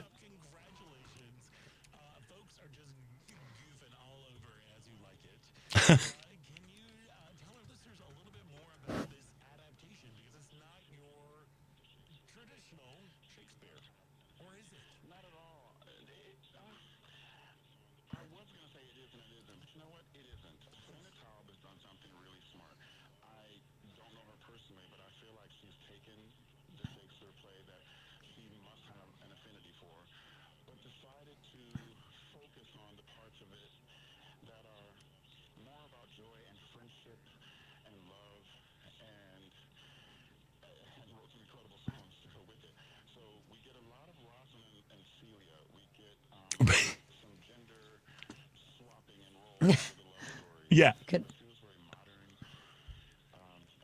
How does this adaptation with music change the way the story is told?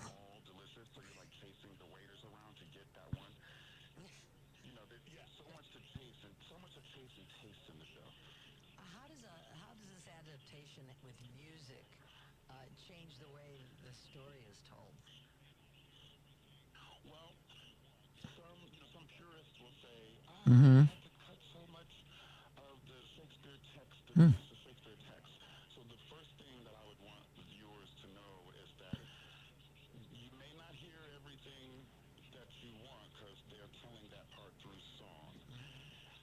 Good to know. Yeah, well, but Shakespeare and music kind of go hand in hand. I mean, they're just the poetry of the language right there. And there's often music within these shows. What was it like in the rehearsal room as you all were navigating this new way of telling this story? Mm-hmm.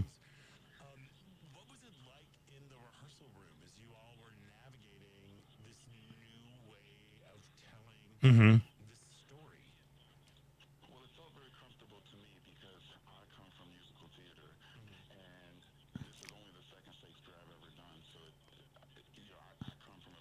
Yeah. Mm-hmm.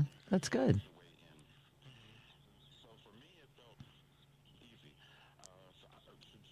Yeah. Mm-hmm. Yeah. And yeah, 100%. And there's something I love As You Like It so much, just because it's like, for some reason, I have this envision, it's Orlando, right? Who's just like roaming around the forest, just like, I see him just writing love poems and sticking them on trees, just like such a tortured soul who wants love.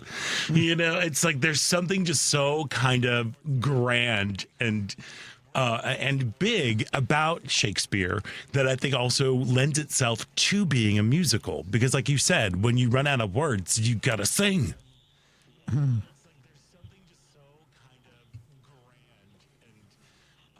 Mm-hmm.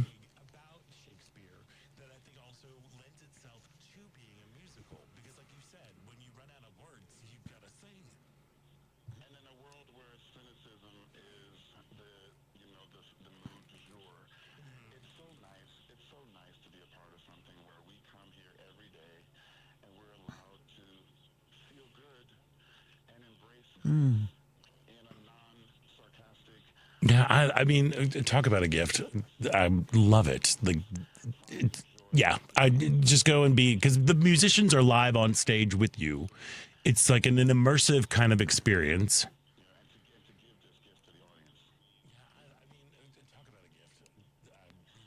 Oh.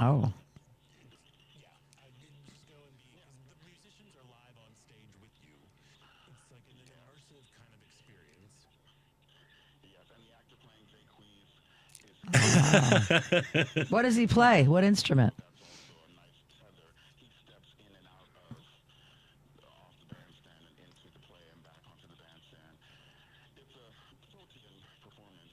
Oh, cool. Wow.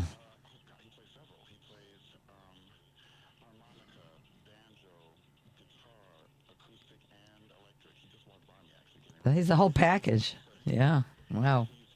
Amazing. I mean, look, I know we're supposed to be talking about As You Like It, but I do have to pause right now and give you some incredible love for a project that you and our friend Benjamin Sprunger have been working on, Giovanni's Room. Earlier this year, you and Benjamin Sprunger collaborated on an adaptation of James Baldwin's Giovanni's Room. It is a classic queer novel, and it just people went gaga over it. How was that experience? I mean, look, it's so hard to keep up with you, Paul Oakley Stovall, because you're like, oh, I'm sorry, I'm just going to go sing my face off over here. And now I'm going to go direct this. Oh, and I'm going to write this over here. By the way, I'm going to shoot a movie in Sweden and blah, blah, blah. You know, like, it's so hard to keep up with you. But how was that experience working on Giovanni's Room? Because I know it was a collaboration that the two of you have been working for a long time on it.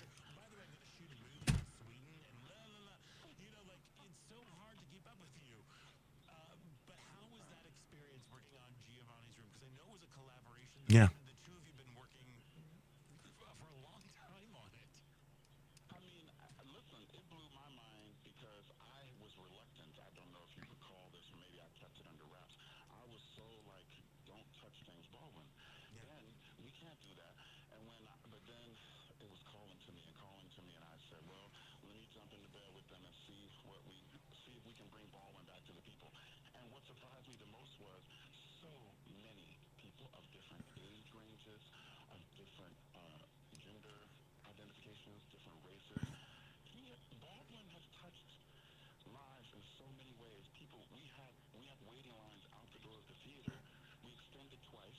Mm-hmm.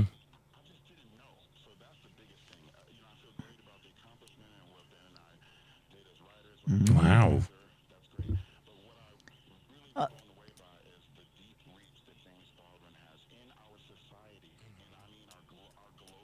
Yeah, it's saying a lot because I think it was written like 69 years ago, yet it still speaks to today's world.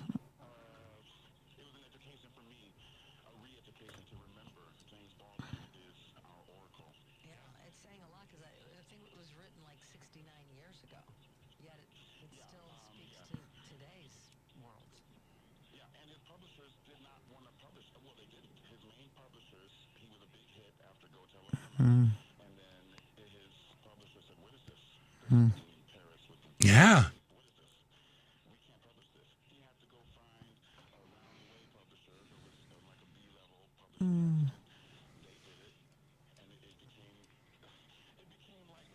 Wow. Yeah, it's important. To remember and that was like, I remember my first encounter reading it. Like, I read it in college, and it just like blew my mind. It, it was something about. It was Baldwin's writing and his ideas are just so beautiful and vibrant and alive. Yeah.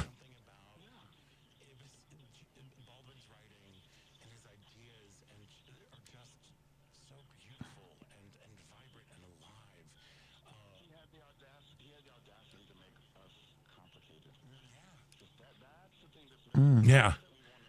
Yeah, 100%. Are there, I mean, I know, like, again, as you said, it extended. There were lines at the door. There was a great write-up in a little paper called the New York Times. Do you know, is there any talk of future productions with this? Gotcha. Mm-hmm.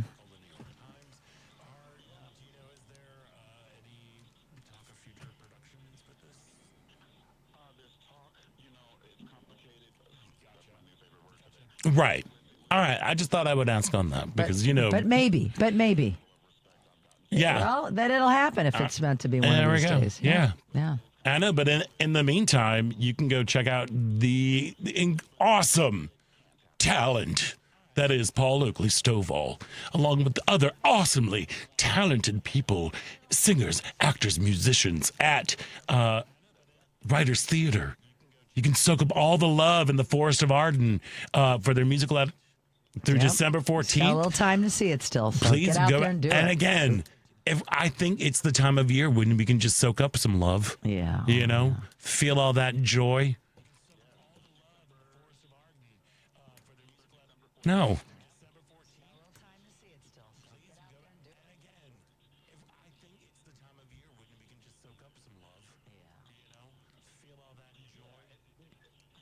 It's got it all. Wow. It's got it all. Run, and it's don't got walk. Paul Oakley Stovall. Back too, in as well.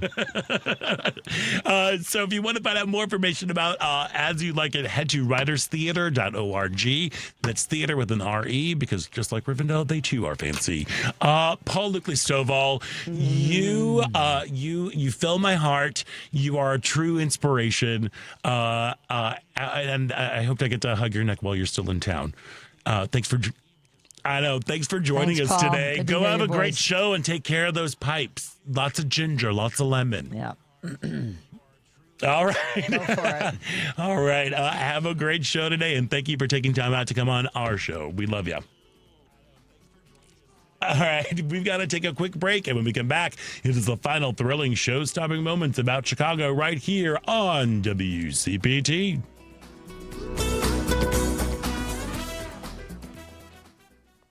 Dive deeper into the heart of the news and stories at WCPT 820 and across the Midwest by checking out our website, heartlandsignal.com. It's the coverage I can count on every time. For the latest news updates, in-depth analysis, compelling stories, comprehensive election coverage, live streams, and thought-provoking opinions, head to heartlandsignal.com. When I need to know, they're there. They keep me informed and updated wherever I am. Stay informed with WCPT 820, your go-to source for where facts matter.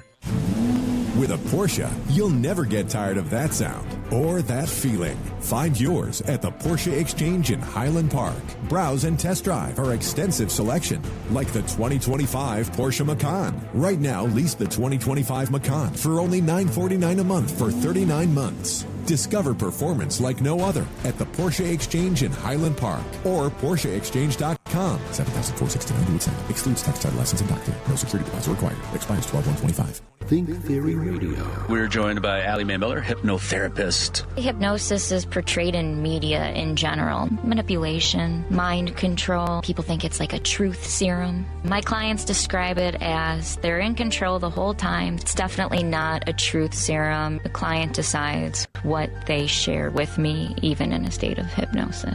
Think Theory Radio with Damian Perdue. Saturdays at 6 p.m. on WCPT 820. Hey Google, play WCPT. Streaming Chicago's progressive talk from TuneIn.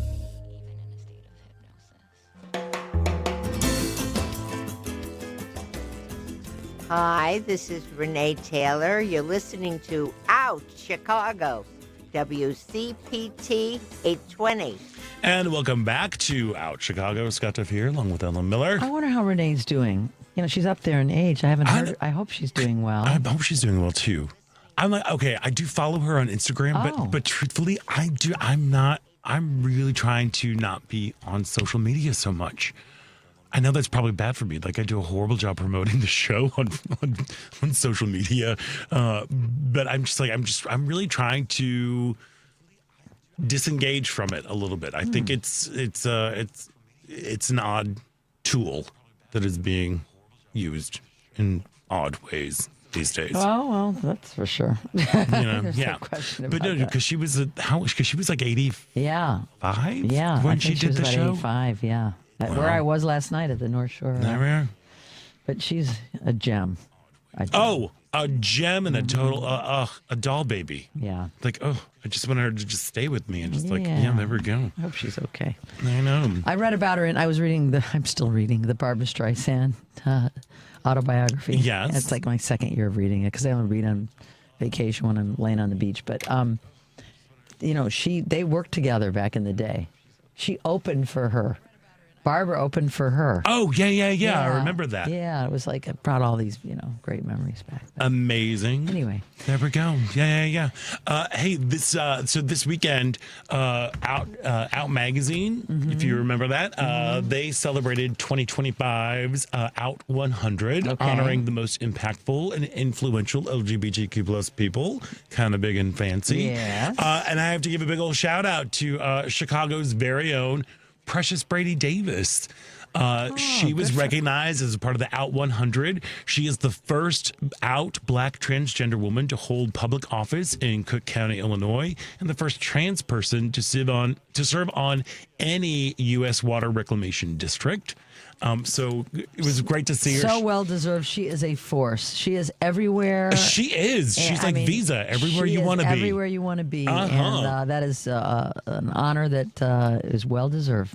Yes, I mean she and her husband. Yeah. Miles Brady Davis, who's part with Equality Illinois. Yeah, the two of them are They just are unstoppable. Yep. And also there was a big old shout out to Kathy Griffin. Yes, I love Kathy. Kathy Griffin as Advocate of the Year, presented that award. And let me tell you, I know she's a controversial figure, blah, blah, blah, blah, blah. All the best comedians have are. so much respect for her. Me too.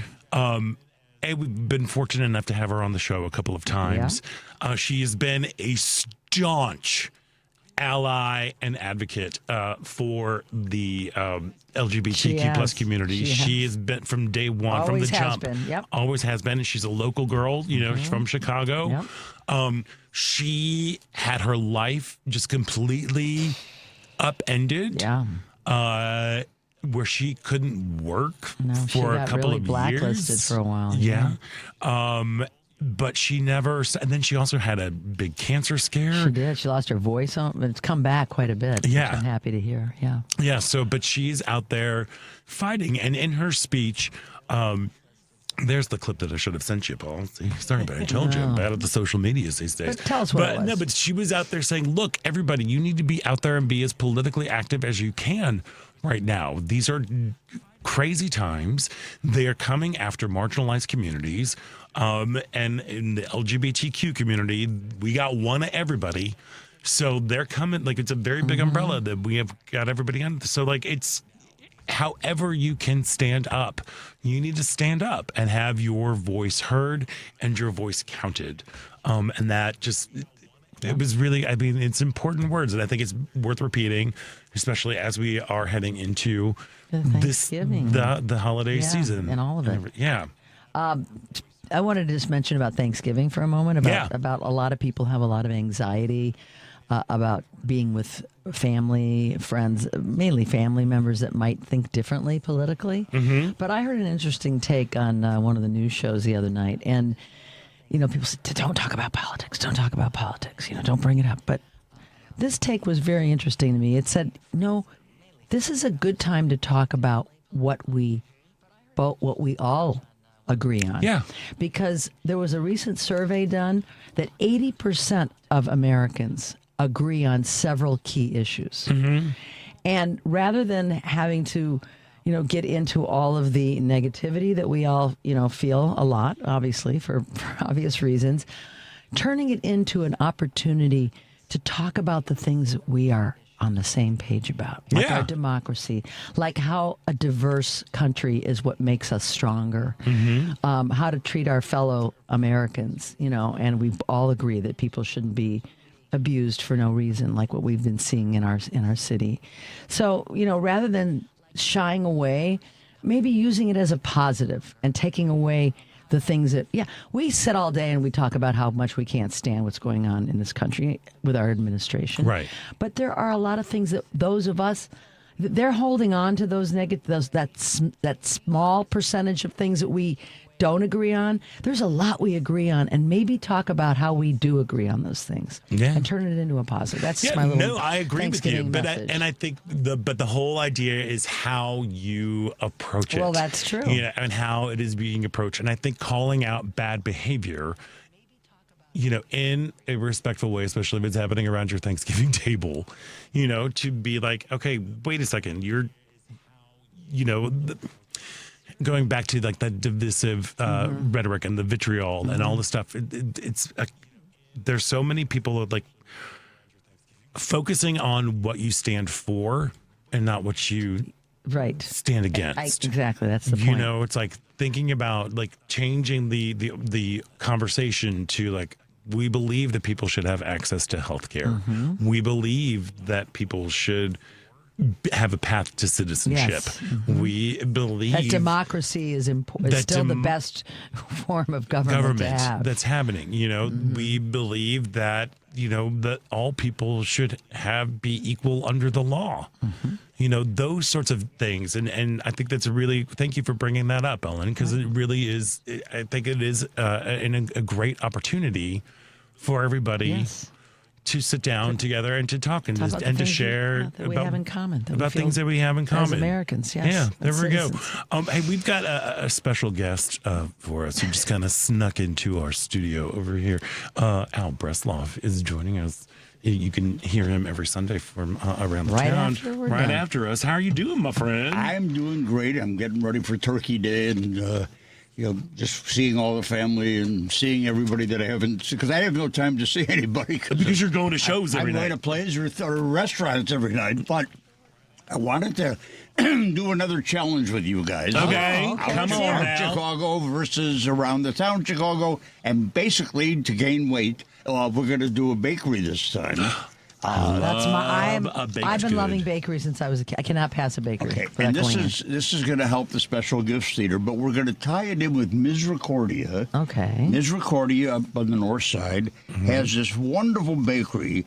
It's just an amazing. It's actually more than a bakery. It's got probably 40 kinds of coffees and sandwiches and all kinds of stuff. They took what was an old little strip center on Ridge Avenue, which is also called Ravenswood there, which doesn't make a lot of sense. But Ridge, right by where it makes the turn, yeah, they built this whole building with everything. I know, it's right up the street from my house. Yep. All right, so what we're going to do is we're going to pick some kind of a pastry. We'll all be together. We'll taste everything, like we did with the ice cream. We'll pick something, and then they'll put our pictures, and each time that they sell a slice of that, money will go to Special Gifts, and we'll keep up on a regular basis of what the competition is going. Right. So we're raising money, we're bringing awareness, we're gaining weight, and all of our listeners can gain a little weight with us. I just lost 20 pounds. That's the last thing I want to do. I'm close to 30 on this. I've been doing Seattle Sutton,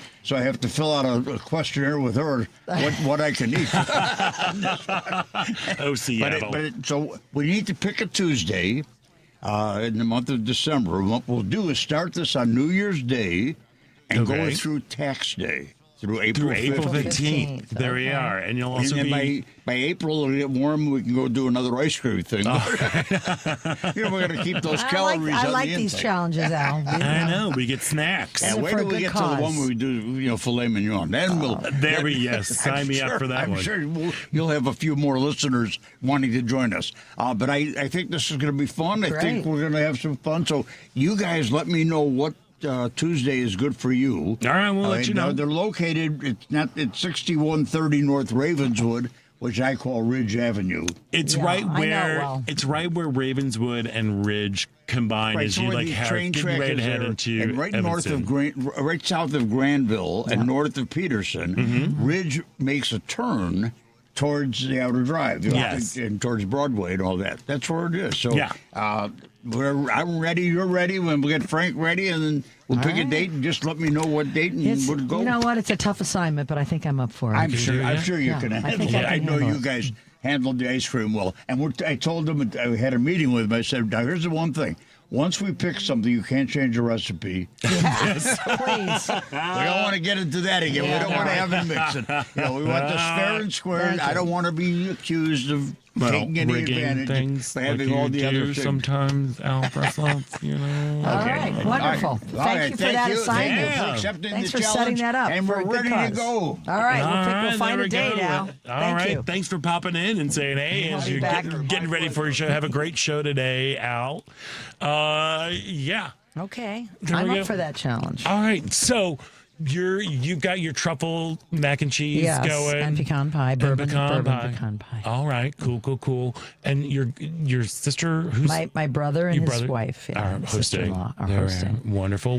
We don't have one of the nephews because he goes to college in Canada, and their Thanksgiving was in October. So, they got their break earlier. Yeah. So, okay. So it'll be All fun. right. We'll have one child there. Child, he's 18. It's not a child anymore, is it? Yeah. Okay. Yeah. Well, that'll be Yeah, it'll be nice. lovely. It'll be lovely. It'll be lovely, and we're going to eat good food. We're going to be together, and that's what it's all about. I know, and we're getting ready for the Southern invasion. Yes, from that's Memphis, happening. everybody coming in. We've got some folks from Memphis that are going to be coming in, some folks from Mississippi who are going to be coming in. Man. We've got who are going to be staying with us. God, you have which is why more we house cannot guests. put up. Which is why we can't put up the tree. Oh yeah, well, you'll be able to put it up when they leave. But it's like You'll exhale and put up. We the just tree. can't put up the tree because there's like, just You need again, we people don't have to- space. Yeah, people got to sleep. Not that big of a place. You know, You make the most out of we've it. got that. We've got guests coming in from Chattanooga. Like I said, it's going to be. You don't know anybody north of the Mason-Dixon line, I guess. Apparently, we don't. Yeah, but that's one of the things that no, I do because one of my friends is coming from. He's from Detroit. Okay, but there he we lives go. here. Oh, in but he Chicago. lives here now. Yeah, but we are getting ready for a big old gay, a queer Thanksgiving. Now, will they make dishes and bring dishes, or is it all on you guys? Oh no, yeah, we've assigned some. Okay, some good. stuff's going on. Yeah, take a little pressure off. Yeah, take some pressure off Yeah. here. You know, And Southern cooking. I mean, you got all these Southerners. They must make some good stuff. Yes. Well, again, I complain about this every year. I take 3 days making this meal, and then my friend Kever shows up and makes these stupid mashed potatoes that are so. What's the secret? It is a carrier for butter. Well, It basically is. butter, cheese, it is garlic, basically a potato flavored butter. Yeah, they're phenomenal and they're amazing, and he should get all the credit. But I work for 3 days to make the rest of the meal. Nothing happened. Oh, yes, it happens. People I know. appreciate your They food. do appreciate. Oh, I know. I'm just being silly. I know. Wait, I was going with something. Oh yeah, but we've got this big old queer Thanksgiving. It's great. We've got. I think there are a total of 2 straight people. They're going to be there, but That's nice. one of them is basically a gay man. Our friend Cecilia, who we've had on the show, she's basically a gay man, and then our other friend is the parent of a trans child, and we've got some other trans kids are coming over, and it's going to be just a big super duper queer. It's going to be a rainbow coalition. I know, right there and it's in your good. But living room. here's the one thing that I'm a little worried about because it's supposed to get colder this week, and they're from the south. Tell them to bring a jacket. No, They'll be fine. No. You don't understand. Oh. Like 58. That's is cold. freezing. Yeah, I for know how them. these Southern people are. Yes, My you know. blood's thin now. Yeah. Oh, come on. Well, it's not now. They've just been. It's always been thin blood. Right. You know, but they like to sleep like. I can't sleep with a hot house. I can't sleep. What's your perfect sleeping temperature? 68. I know you're already cringing Well, right there. I have a heating pad and heated booties. All right, there you So go. I don't mind it I know, cold. because you're also always cold too. Yeah, I'm always You're one of cold. those oldest cold people. I am. But for that, I am truly grateful, and I'm very grateful that I'm going to be having a house full of people who mean the world to me. Aw, I'm so happy for you. That we are we've been able to take time out to take stock of what really is important right now in our world. It is the people that you surround yourself with. It is the community that you encourage, that you engage in, that you continue to lift up. It is the people that make you a better you. And I am so very grateful to have those people in my life. I feel very grateful to have these people working on this show, that we all do that. We try to lift each other up and make the best show possible. I'm grateful for you and you and you and you too, all of you that help us here today. Yes, so and every Sunday. Yes, so I love this time of year because it really does. We're kind of being forced indoors. We start to kind of embrace like the cozy. Start embracing the cozy now.